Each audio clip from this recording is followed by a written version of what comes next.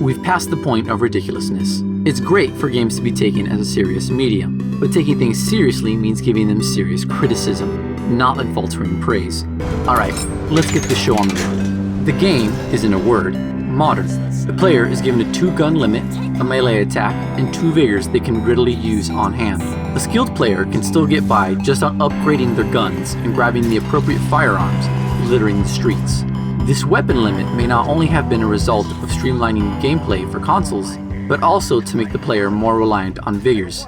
For those unfamiliar, vigors are various elemental magic the player shoots from their hand, which are oddly out of place in Columbia and are likely included to carry over the familiar mechanic from BioShock and BioShock 2. For all intents and purposes though, BioShock Infinite plays like the previous games, with some old elements simplified and a few new ones thrown in. At the start, Booker is armed, immediately disarmed, and then forced to walk around an hour-long tutorial and exposition segment before he's tempted with a choice that gets interrupted regardless of the player's decision, and then tossed headfirst into battle. This demonstrates just how flimsy Columbia's pristine facade is, but starts an uneasy pacing that will follow Booker until the end of his journey. The player can kill people who aren't attacking them while suffering no consequence other than hostility from armed forces in the immediate area. The story doesn't change because you killed the non-essential innocent or allied characters. While Rapture was a city descended into madness, Columbia is still functioning, and the lack of meaningful reaction to the slaughter seems drastically out of place. To make matters worse, Booker's backstory is one plagued with guilt of brutalities, and his going to Columbia is another chance at him trying to clear himself of his past. Aside from Elizabeth recoiling in disgust at some of the gruesome executions Booker can perform, there's no change in gameplay to punctuate how even meaningless kills are antithesis for a man trying to find retribution. Had Booker been kept a silent character like Jack Ryan, these matters could have worked better with the player internalizing the dilemma. As with everything in BioShock Infinite, even Booker's feelings are rigidly predetermined. He makes it clear what he thinks and feels, contrasting what would be expected. He doesn't show much remorse, but then again, does not take much delight in killing, like some characters describe him to. Elizabeth's presence is a convenience to the player. She dispenses power-ups, ammunition, health, and money, as well as creates useful combat elements by way of tearing open universes. With lockpicks and codebooks, she can open various doors and safes, and give the player clues to simple puzzles respectively. While Elizabeth is important to the story, she's only partially important to the gameplay outside of opening a handful of necessary doors. Her role in the game could easily have been filled by Booker if he had the ability to open tears and pick locks. In previous trailers, Elizabeth fought alongside Booker and even risked her health to use her powers.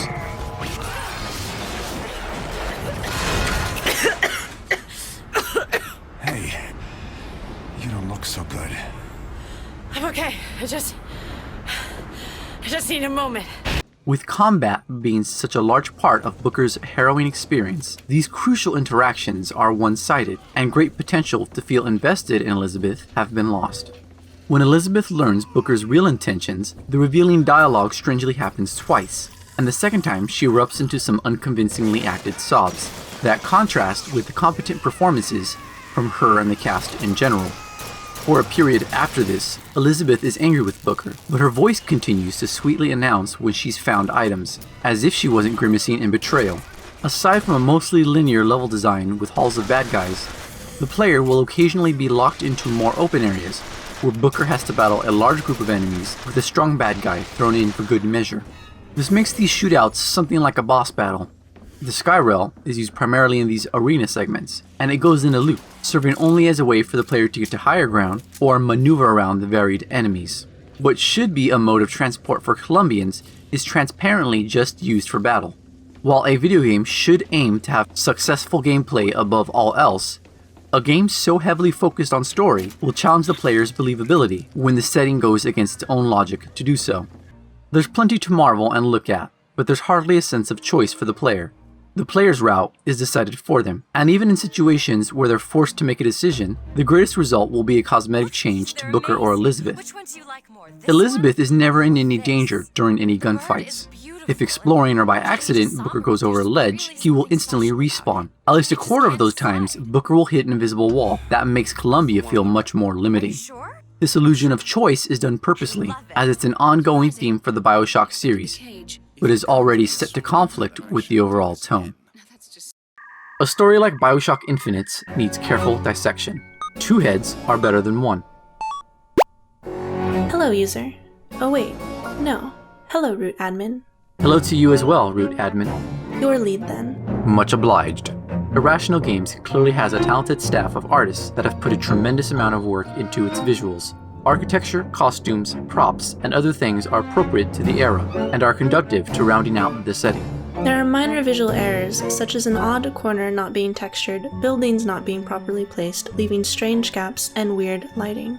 But these likely aren't something that would distract most players. The music adds more character to the city, and fits the events of Booker and Elizabeth's journey.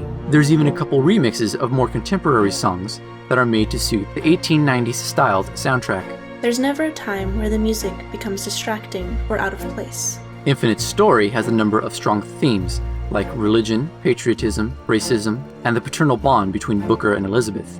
Some of those remixed songs even allude to their relationship. Water is still a fairly important theme, as Booker's baptism is an integral part of the plot, and even relevant to the death of two important characters.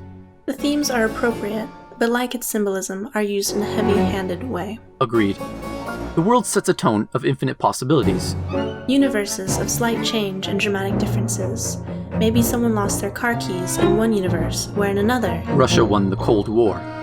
This theme destroys the exciting prospect of infinite potential, like going to an ice cream shop with a couple dozen flavors and only being allowed to have chocolate or vanilla. Or maybe it is more like asking for a double scoop of your favorites and getting only vanilla from an ice cream vendor who swears those other 30 buckets aren't really there. As the previous BioShock had 2 endings, and BioShock 2 had 6, Infinite has only 1. Vanilla actually is my favorite. Mine as well.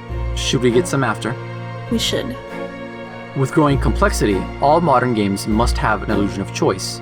Maybe the player character fails their mission when they leave the immediate area. Or they're closed in by invisible walls. These sorts of obstacles destroy immersion and bring attention to the theme. Video games need player input, and this makes it even more tricky than in other mediums.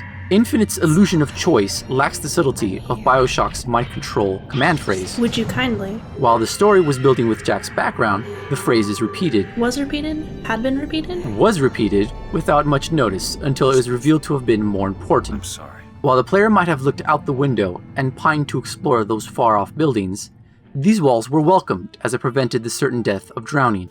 A concept like Infinite's requires a lot of exposition, and it's far from elegant. It starts to fall apart when Booker and Elizabeth need to rescue a gunmaker named Chen Lin and find they're too late. They open a tear to go to a universe where Chen Lin is still alive, only to find he no longer has his machining equipment, and then make a trip back to find that the machines would be too heavy to get back to his workshop anyway. The resolution? Open a tear to a universe where the Vox Populi, The rebels they're helping, already have weapons. With the convenience of Elizabeth's power, the sidestepping of plot dilemmas devalues the conflict. Why do we care about the conflicts and characters if Booker and Elizabeth are just going to abandon one universe for another? There's no tension, and we aren't invested because we didn't see things through, so we didn't put this revolution into action. These conflicts are brought up and quickly dropped, making them feel contrived. In an effort to give it meaning, the player is shown a few characters suffering echoed memories from their fates in other universes, but the concept is not fleshed out. It still fails to create an investment, because in a multiverse scenario, everyone will have died an infinite number of times. Any of its major flaws can be explained away with easily made-up rules of quantum mechanics that allows for infinite possibility. The use of quantum mechanics is so liberal, it's even offered as an excuse for the creation of a ghost boss, and zombies reanimated with ghosts. Zombie ghosts. With such flexibility, it may as well have just been called magic. So if Comstock is Booker, but not the same Booker the player has control over, what is the benefit of his sacrifice? Would there not be an infinite more number of instances where this happened, or has the combined effort of multiple Elizabeth's quantum magic become the deciding factor? Why would Booker still be alive in the post-credits scene when the disappearance of multiple Elizabeths suggests he has died in baptism and prevented her from ever being born? Dies, died, will die. BioShock Infinite is an adequate, linear, modern first-person shooter. It's very much like its predecessors, and for those who are content not looking very deep, it's satisfactory. It's something like Hotline Miami. They're both trying to manipulate the gameplay to work with the story, They both include a seemingly misplaced stealth level. but they're deeply flawed, if not enjoyable games. It tries to use the lack of player choice as a theme in a meaningful way for Booker's development, but it ends up feeling shallow by how it's purposely vague. The story fails to take notice of the carnage the player can inflict and give it appropriate value. If the actions are meaningless and moving from universe to universe means finding a timeline where what needs to be done is already done, the entire journey becomes self-indulgent. This isn't a matter of prophets or false shepherds, only the individual's truth. In this world or others, people can and should make their own choices before buying the story that's sold as gospel.